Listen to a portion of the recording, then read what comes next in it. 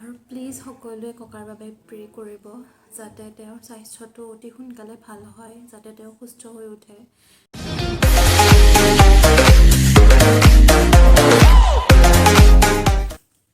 Hey guys, মই ৰুলিপ্ৰিয়াৰ আপোনালোকক মোৰ চেনেলটিলৈ পুনৰবাৰ স্বাগতম জনাইছোঁ। আৰু গম পাইছেই যে মই বহুত দিন ভিডিঅ' দিয়া নাই ইউটিউবত। তো তাৰ কাৰণ হৈছে মই ষ্টাৰ্ট কৰিছিলোঁ নতুনকৈ ভিডিঅ' বনোৱাৰ নতুন এটা চেনেল খুলিছিলোঁ। তো মই এতিয়া প্ৰায় কেইদিনমান ধৰি পেলাই মই ভিডিঅ' বনোৱা নাই। আৰু তাৰ আচল কাৰণটোৱে হৈছে যে মই এতিয়া তেজপুৰ আহিছোঁ, তেজপুৰত আছোঁ মই। আৰু মোৰ ককা, মাৰ দেউতা, তেওঁৰ কণ্ডিশ্যনটো খুবেই ক্ৰিটিকেল কণ্ডিশ্যনত আছে। তেওঁ বয়সো হৈছে 82 ইয়াৰ্ছ কমপ্লিট হ'ল তেওঁৰ। যোৱা শনিবাৰে মই তেজপুৰ আহিছোঁ আৰু তেওঁৰ কণ্ডিশ্যনটো, তেওঁৰ স্বাস্থ্যৰ কথা শুনিয়েই মই আহিলোঁ তেজপুৰলৈ, যে তেওঁৰ স্বাস্থ্য খুবেই বেয়া হৈছে। এটা সাধাৰণ এচিডিটিৰ পৰা বমি হ'ল, বহুত সময় ধৰি বমি কৰিছে তেওঁ, আৰু শেষত গৈ মানে তেজ আহিছে তেওঁৰ, বমি কৰি পেলাই বমিত মানে তেজ ওলাই আহিছে। আৰু সেইখিনিৰ পৰাই তেওঁ হয়তো বহুত দুৰ্বল হৈ গ'ল আৰু এতিয়া মানে কণ্ডিশ্যন তেওঁৰ খুবেই জটিল। আজি 31 ডিচেম্বৰ আৰু এই আজিৰ দিনটোতেই ৰাতি 12টা বজাত মোৰ ঘৰত মঙলদৈত মোৰ খুৰা, মোৰ হাজবেণ্ডৰ খুৰা, তেওঁৰ খুৰা মানে মোৰো খুৰা, আজি তেওঁৰ জন্মদিন হয়, য'ত মই আজি এটেণ্ড কৰিব পৰা নাই। কাৰণ প্ৰতি বছৰে তেওঁৰ জন্মদিন খুব ডাঙৰকৈ পাতা হয় আৰু সকলোৱে মিলি আমি গোটেইখিনিয়ে মিলি চেলিব্ৰেট কৰোঁ। গতিকে মই আজি তাত যাবলৈকো সমৰ্থ হোৱা নাই। আমি যিমানখিনি পাৰোঁ ককাক সিমানখিনি সময় দিছোঁ তেওঁৰ লগত থাকিবৰ কাৰণে। এটলিষ্ট যাতে আমি গোটেই মানুহখিনি তেওঁ একেলগে থকা দেখা পাই হয়তো তেওঁৰ অকণ স্বাস্থ্যটো শুধৰণি আহে, বা আমি সকলোৱে লাগি মেলি তেওঁৰ স্বাস্থ্যটো অকণমান শুধৰাব পাৰোঁ। সেইবাবে মই মোৰ মাৰ ঘৰত আছোঁ আজি। আৰু বিশেষ তেনেকুৱা একো মই আপোনালোকৰ বাবে বনাব পৰা নাই, কাৰণ আমি আমাৰ ঘৰৰ মানুহখিনি খুবেই মানসিকভাৱে ভাঙি পৰা নিচিনা হৈছে। কাৰণ ককা আমাৰ পৰিয়ালৰ খুবেই এজন বহুত কি ক'ম এতিয়া, আৰু সকলোৱে জানে আইতা ককাবোৰৰ ইম'শ্যন কি তেওঁলোকৰ লগত।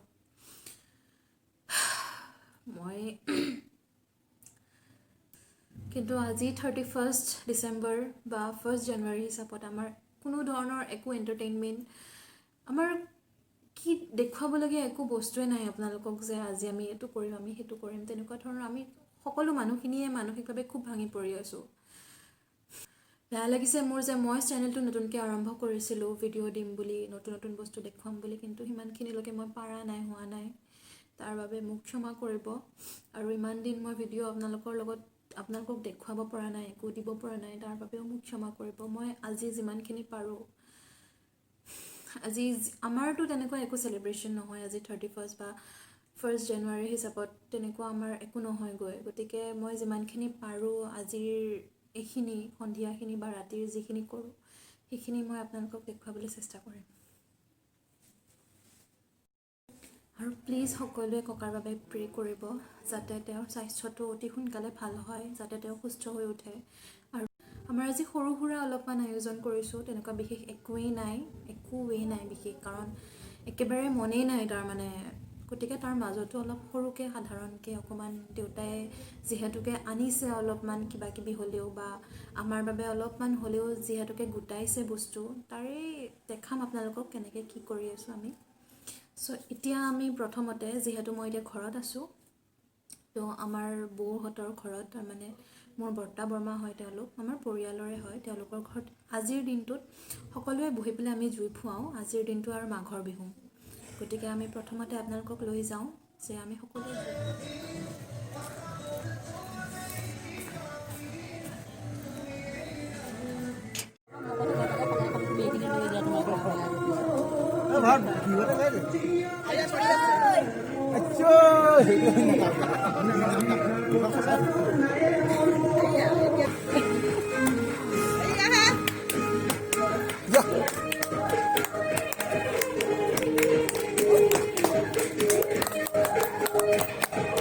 Advance Happy New Year to all of them. Bawibo? Bawibo po. Happy New Year. Nutun bosor সকলোলৈ শুভেচ্ছা। Thank you.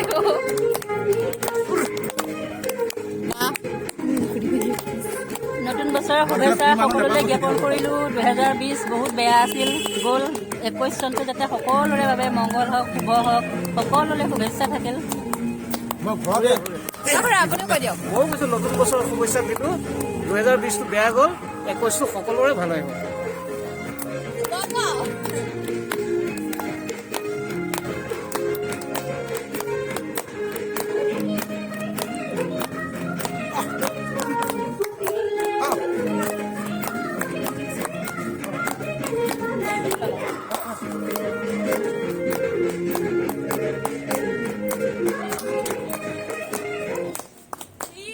গাইজ চ' আমি জুইফুৱাই আহিলোঁ আৰু লগতে মোৰ নিজৰ বৰমাহঁতৰ ঘৰলৈকো গৈছিলোঁ, কাৰণ মই তেজপুৰ অহাৰ পৰা কাৰো ঘৰতে যাবলৈ সময় পোৱা নাই, যিহেতু মোৰ ককাৰ বেমাৰ বুলি মই কৈছোঁ আপোনালোকক।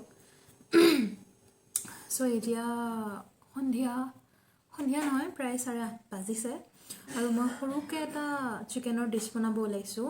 সকলোৱে জানে সেইটো chicken leg piece, dry chicken leg piece. তো বহুতেই বহুত ধৰণৰ চিকেন লেগ পিচ বনায় আৰু আজি মই এটা সৰু ৰেচিপি যিটো ইজি হয় আৰু সোৱাদো বহুত ধুনীয়া হয়। তো মই এটা সাধাৰণকৈ একদম সৰুকৈ চুটিকৈ এটা চিকেন লেগ পিচৰ ৰেচিপি আপোনালোকলৈ আগবঢ়াব ওলাইছোঁ। গতিকে আপোনালোকে চাই থাকক ভিডিঅ'টো স্কিপ নকৰাকৈ। চ' আমাক ড্ৰাই চিকেন লেগ পিচৰ ৰেচিপিটো বনাবৰ কাৰণে মই ইয়াত চিকেন ড্ৰামষ্টিক লৈছোঁ এনেকৈ, আৰু মাজতে মই কচি লৈছোঁ, এনেকৈ কাটি লৈছোঁ। মই ইয়াত 5 পিচ লৈছোঁ লেগ পিচ, আৰু ইয়াত মই এতিয়া প্ৰথমতে দিম কৰ্ণফ্ল'ৰ। আপোনালোক ইয়াৰ বাবে আপোনালোকক কি লাগিব মই দেখুৱাই যাম। মই এবাৰতে দেখাই দিয়া নাই যে এইখিনি সামগ্ৰী দৰকাৰ হ'ব বুলি।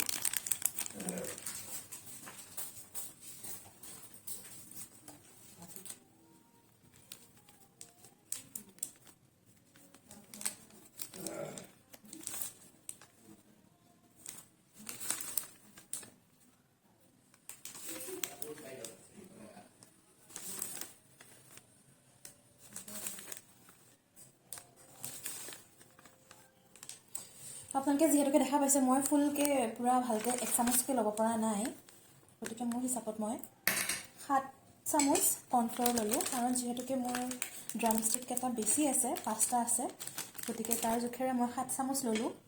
তাৰপিছত আমাক লাগিব ময়দা মই ইয়াত লৈছোঁ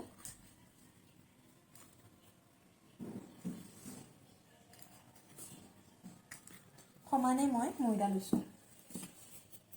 তাৰপিছত আমি ইয়াত অলপ নিমখ দিম, আপোনালোকৰ সোৱাদ অনুসাৰে নিমখ দি ল'ব পাৰে আপোনালোকে।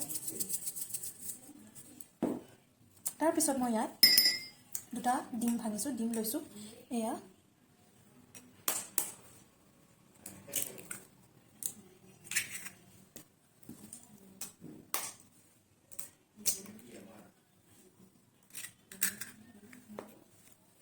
আৰু এতিয়া আমি দিম আদা নহৰু। এয়া আদা নহৰু পেষ্ট আগৰ পৰা বনাই থোৱা আছিলে। আদা নহৰুটো অলপ সৰহকৈ দিব, তেতিয়া ফ্লেভাৰ আৰু টেক্সচাৰটো ভালকৈ আহে। মই ইয়াত 3 চামুচ আদা নহৰু লৈছোঁ। তাৰপিছত অলপমান ৰিফাইণ্ড অইল ল'ম, বেছি নহয়। এয়া চাওক ইমানখিনি, অলপমান ৰিফাইণ্ড অইল লৈছোঁ। আৰু এতিয়া আমি এই মিশ্ৰণটো হাতেৰে, আপোনালোকে যেনেকৈ বিচাৰে হাতেৰে, অথবা আপোনালোকে যদি হেতা বা যিহেৰে লয় ল'ব পাৰে। তাৰপিছত ধুনীয়াকৈ এনেদৰে মিক্স কৰি ল'ব।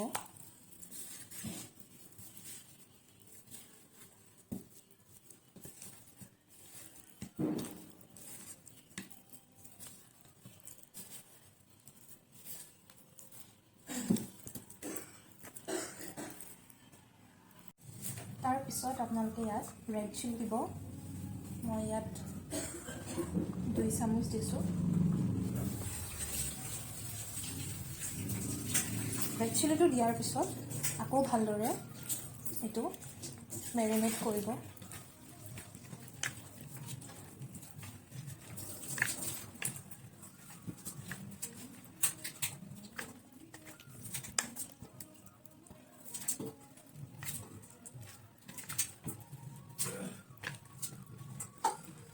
এতিয়া এইটো শিকিবলৈ এনেকুৱা ধৰণৰ হ'ব তো এতিয়া আপোনালোকে ইয়াত ইমান ডাঙৰ একো নেমু লৈ পেলাই অলপ নেমু চেপি দিব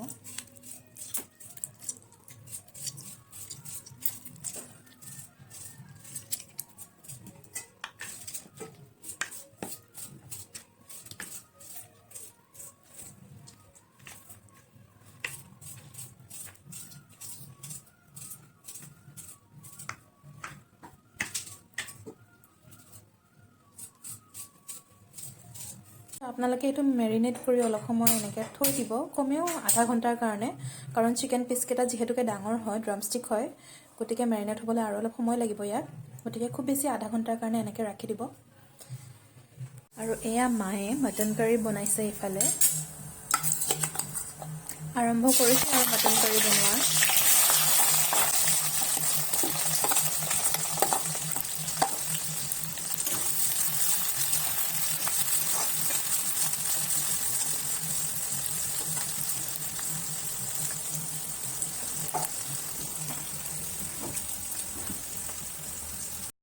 চ' সেয়াই আমাৰ এইবাৰৰ 31st মায়ে মাটন বনাই আছে আৰু মই এটা চিকেন ড্ৰামষ্টিকৰ ৰেচিপি আপোনাক দেখুৱাম আৰু মাটন ৰেচিপিটো আৰু কি দেখুৱাম সকলোৱে জানে আৰু মাটন বনাবলৈ চ' এয়াই আমাৰ এইবাৰৰ 31st ঘৰৰ কেইটা আৰু তেনেকুৱা একো স্পেচিয়েল নাই ইয়াত কাৰণ সকলোৱে গম পাইছে যিহেতুকে মই কৈছোঁ যে ককাৰ গাটো সিমান এটা ভাল নহয় আৰু যিহেতু মই আহিছোঁ ঘৰত আৰু ভণ্টিও আছে তো দেউতাই অলপ সৰুকৈ যোগাৰ কৰিছে যেতিয়া আৰু কি কৰিম আৰু নাটো ক'ব নোৱাৰোঁ তো এনেকৈয়ে আমি সৰু সুৰাকৈ অলপমান ঘৰতে চেলিব্ৰেট কৰিছোঁ কিন্তু ইয়াৰ মাজতে আকৌ এবাৰ কওঁ যে সকলোৱে প্লিজ প্ৰে কৰিব মোৰ ককাৰ কাৰণে যাতে তেওঁ অতি সোনকালে সুস্থ হৈ উঠে তো আমি এতিয়া কেৰাহীত ৰিফাইণ্ড অইল লৈছোঁ আৰু তেলখিনি গৰম হৈছে তো আমি এপিচ এপিচকৈ লেগ পিচকেইটা ইয়াত দি দিম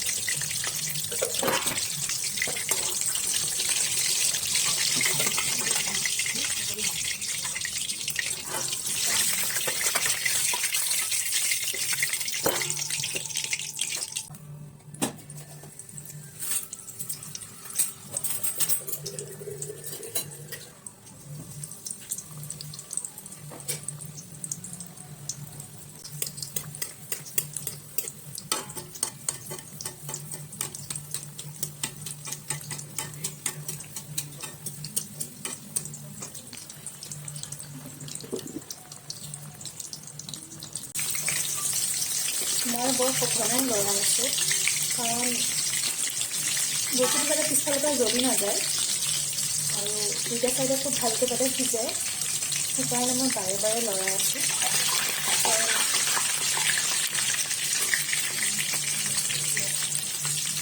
কাৰণ যেতিয়া বস্তুটো এফালে সিজিব আৰু আনফালে নিসিজিব তেতিয়া খাই সিমান এটা ভাল নালাগে বস্তুবোৰ সেইকাৰণে মই বাৰে বাৰে লৰাই আছোঁ আৰু প্ৰতিটো চাইড যাতে ধুনীয়াকৈ সিজে তেলটো সোমাব পাৰে ভিতৰত সেইবাবে মই বাৰে বাৰে লৰাই আছোঁ